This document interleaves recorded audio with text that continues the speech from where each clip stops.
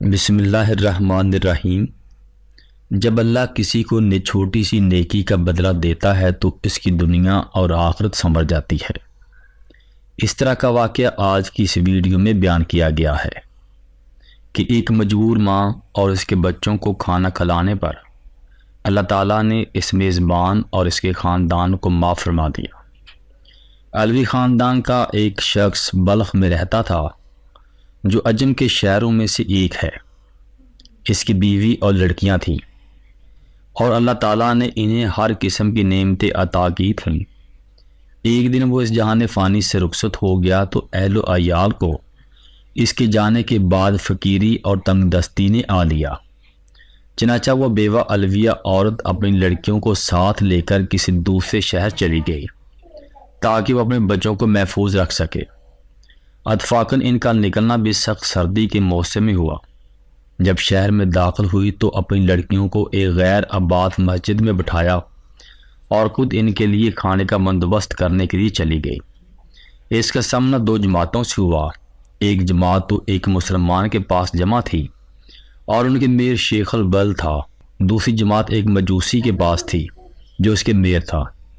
پہلے تو وہ عورت مسلمان والی جماعت کے پاس گئی اور اس کو سارا واقعہ سنایا اور کہا کہ میں ایک علوی شریف خاندان کی عورت ہوں اور میرے ساتھ یتیم لڑکیاں ہیں جن کو میں نے ایک غیر آباد مسجد میں بٹھایا ہے اور آپ سے آج رات کا کھانا مانگتی ہوں۔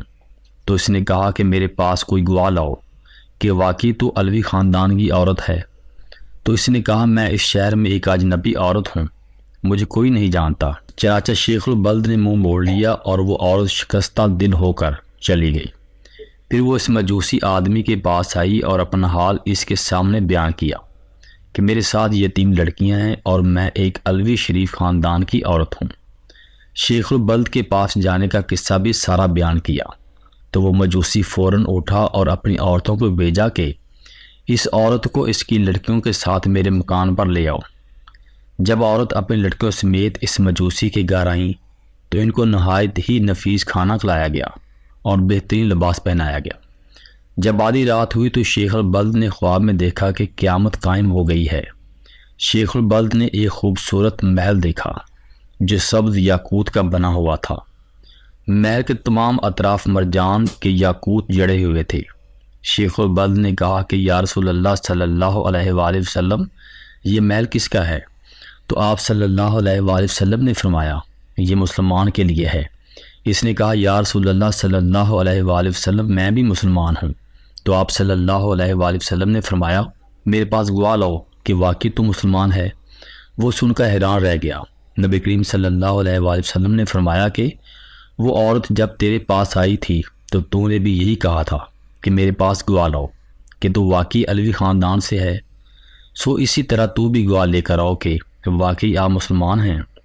جب شیخ البلد خواب سے بیدار ہوا تو نہایت غمزدہ اور پریشان تھا۔ بیدار ہوتے ہی دریافت کیا کہ وہ عورت کہاں ہے۔ جب اسے معلوم ہوا کہ وہ عورت مجوسی کے پاس ہے تو اس نے آدمی کو بھیجا کہ مجوسی کو میرے پاس لاؤ۔ چنانچہ اسے لایا گیا تو اس نے اس کو کہا کہ میں یہ عورت علوی اور اس کی بیٹیاں تجھ سے مانگتا ہوں۔ تو اس نے کہا یہ کام بہت مشکل ہے اور مجھ کو بلا شبہ بہت برکات حاصل ہوئی ہیں۔ اس نے کہا مجھ سے 1000 دینار لے لو اور ان کو مجھے دے دو۔ اس نے جواب دیا یہ بہت مشکل ہے، میں انہیں واپس نہیں کروں گا۔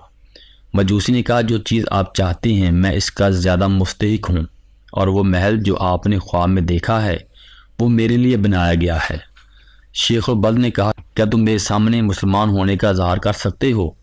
تو اس مجوسی نے کہا کہ اللہ تعالیٰ کی قسم جب تک میں اور میرا اہل و عیال تمام کے تمام اس علویہ کے ہاتھ پر مسلمان نہیں ہوئے رات کو سوئے نہیں تھے۔